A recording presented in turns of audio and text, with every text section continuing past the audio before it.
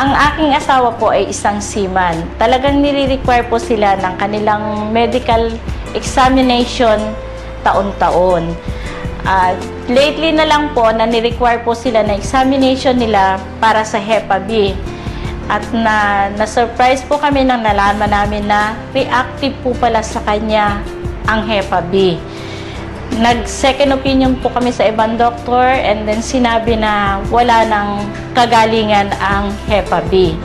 Last November po, nagkaroon po uli siya ng medical examination bago po siya umakyat uli ng barko.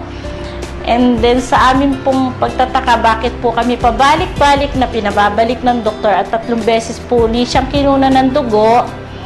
At nang tinanong namin po ang doktor kung bakit, sinabi po sa amin na non-reactive na yung kanyang Hepa B. Tinanong po kami ng doktor kung anong tinitake niya.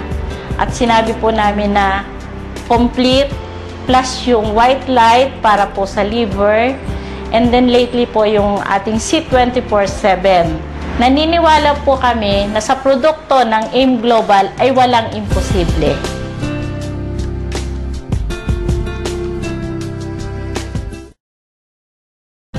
Noong 2006, nagkaroon ako ng prostate cancer na.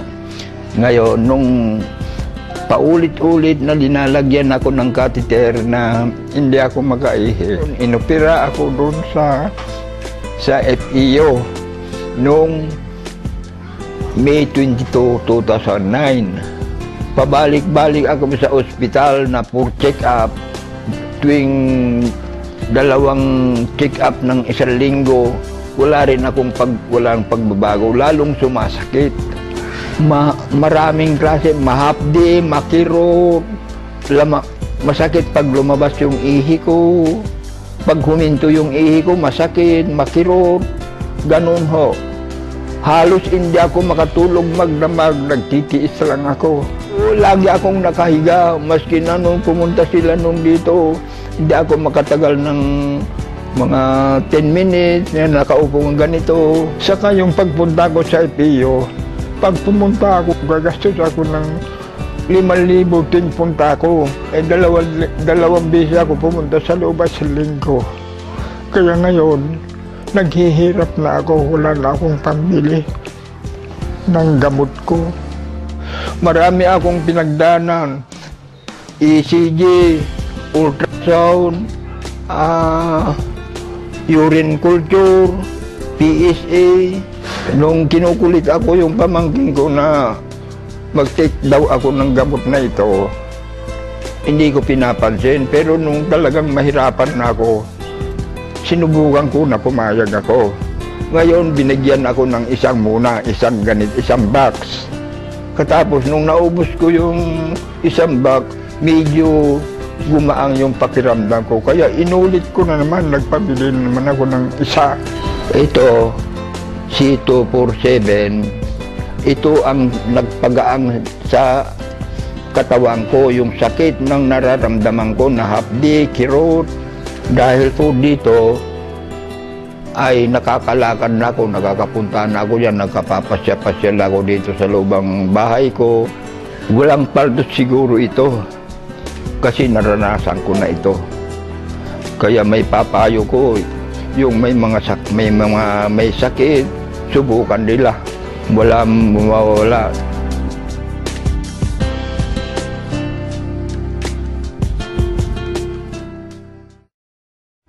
In 2006, I was diagnosed with myoma, 3.5 cm in size. In 2007, I was informed by my doctor that I should be operated on because it might grow bigger. However, I was taking religiously Complete and other AIM Global products. The reason why I did not get operated on last 2007 was because I was afraid to be operated because I had 5 operations, 2 major and 3 minor operations. The family in 2010 decided that I'd be operated on. So I went to see my doctor friend surgeon And I was advised that before I get operated on, I should get all the necessary laboratory tests, including ultrasound. So I had the ultrasound in Quezon Martires City last December 2010, and to my surprise, I found out that there is no more myoma in my uterus. With the AIM Global products, I was able to save on my operation, which is scheduled January 11, 2011. Through the products of AIM Global, I was able to find myself back to health and back to where I'm now, happy and joyous.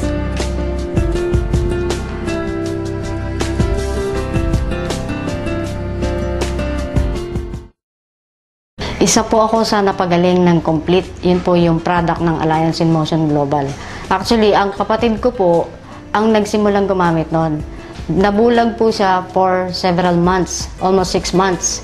So, nang ma-introduce sa kanya yung Complete, nag-try siya, 2 boxes lang ang ininom niya. Nakakapagtaka, nakakita ulit siya. And then, after po nun, February last year, na-diagnose po ako na mayroon akong breast cyst sa dalawa. At the same time, meron din na-diagnose din po na meron akong scoliosis. Bedridden po ako ng 5 months. And then sabi ko, kung napagaling yung kapatid ko, bakit hindi ko itry? Nag-decide po ako na mag-take ng Complete kasi talagang sobrang hirap na. Pakiramdam ko mamamatay na ako kasi parang may nakadagan sa dibdib ko. Every time paghihiga ako, so tuwing matutulog ako, nakaupo lang ako. Nakasandal lang ako sa sofa. Hindi na ako makakain, nahihilo ako. Yung tuhod ko parang wala na, hindi ko kaya tumayo. Nang ma-diagnose po nila ako, sinabihan nila ako na magpa-opera para matanggal yung cyst. Takot po ako sa turok. So sabi ko, dediretso ko. Uminom po ako ng 3 capsules every 4 hours. And then after 3 weeks po, sinubukan ko maglakad kasi nabawasan yung pain. So hinahapo ako that time. After 3 weeks po, naglakad ako, nakaabot ako ng 3 blocks away from home. Pagkaraan po, after 5 weeks, nagsimula akong magbike. And then hanggang sa kasalukuyan po, dire-diretso po akong umiinom. Wala na po totally yung aking cyst. Hindi ko po alam kung paano natunaw yun, pero nawala po lahat ng pain. So, yung middle bone ko po na sinabi ng doktor na namamaga noong February last year, na-prevent po yung paglala. So, lahat ng pain na naramdaman ko, kung mararamdaman nyo lang yung sakit, parang hinihiwa yung likod ko mula sa batok ko hanggang sa dulo sa ilalim. Para siyang hinihiwa. So, every time na huhugot ako ng paghinga ko, napakahirap para sa akin. So, nung mag-take ako ng Complete, lahat po nawala. So, hanggang sa ngayon, dire-diretso po. Kaya lang ngayon, magme-maintain na lang ako. Pag nawawala po yung Complete, parang nanghihina ako. So, hindi pwedeng mawala sa akin yun. Napaka-imposible na paniwalaan na ako nakabangon. Maraming hindi naniwala sa akin na ako'y gagaling pa. Salamat kay Lord na naging instrumento niya ang Alliance in Motion para makapagpagaling ng mga may sakit na tulad ko.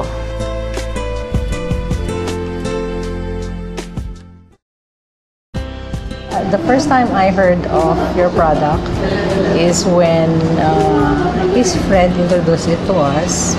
Kinuwento niya sa amin yung naging effects sa kanya ng product niyo. He is diabetic and he was hospitalized because he is partially blind already. May gangrene yung lower extremities niya. And na 50-50 siya sa hospital. And then, he took Complete 8 capsules a day, yung initial. Yun ang prescribe sa kanya. Actually, doctor doon daw yung sa kanya yung nag-prescribe sa kanya. It was also a doctor. So, pinescribean siya ng 8 capsules a day. Tapos, after 3 days, nag-dry up daw yung niya, yung kanyang gangrene. So, hindi na amputate yung kanyang leg.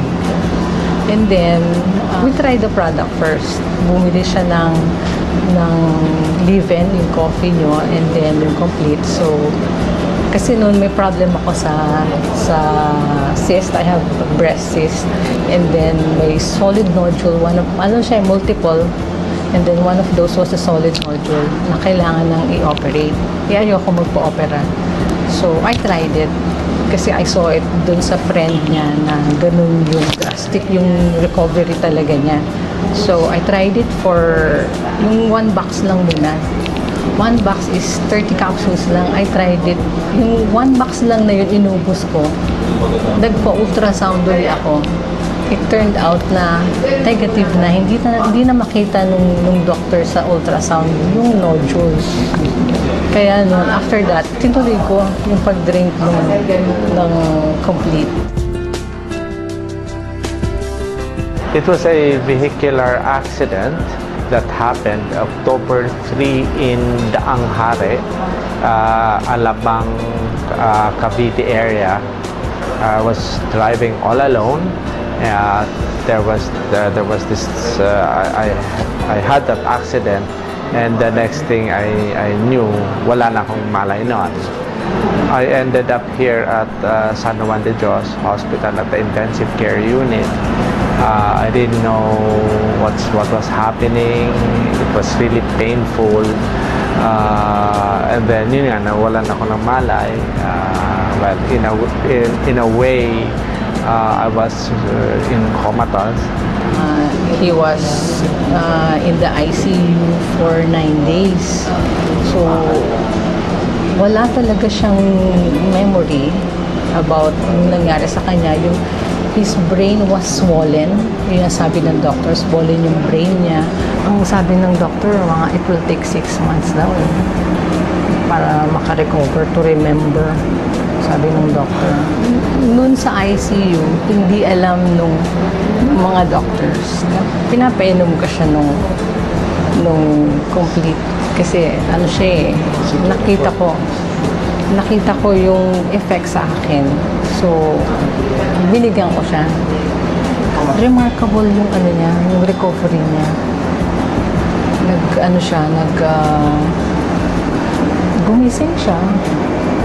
Tapos, nagulat din yung doctor niya sa recovery niya na parang biglaan. So, hindi na siya hindi na nag-operate. Yung doctor, hindi na kinailangan ng operation. Sabi nung doctor, maswerte siya. Saka nagulat din yung doctor na ganun kabilis yung recovery niya.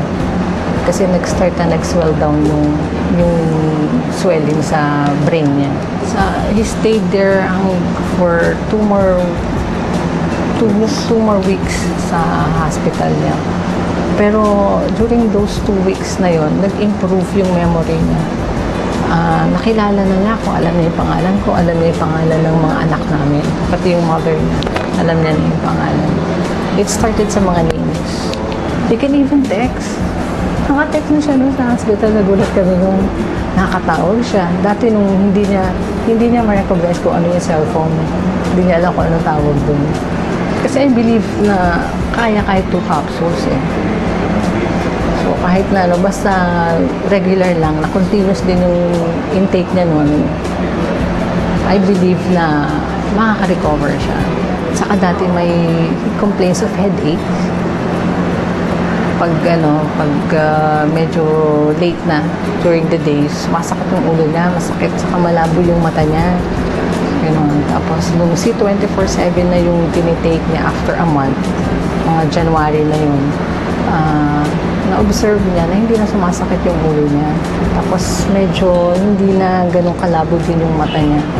Hindi ako na-surprise na positive yung effect niya. Alam ko na ganun na magiging effect sa kanya. Kasi na-prove ko na sa sarili ko na makakatulong sa kanya yun. So, kumbaga, waiting na lang.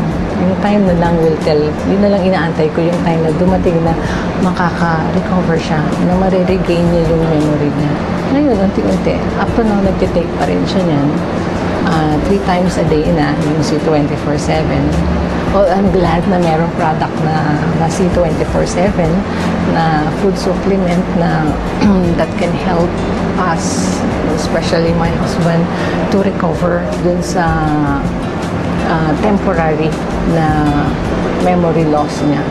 Doon ko lang nalaman na all the time, the reason why I had a very fast recovery, it was because of this product of AIM Global. And I knew for a fact, yes, okay, I should have died. That was given. I should have died. And I know the Lord gave me a second chance in life. The important thing is I'm back. I'm back with my life because of the Lord, and I have a strong life, a new life, very strong and very happy because of C24/7.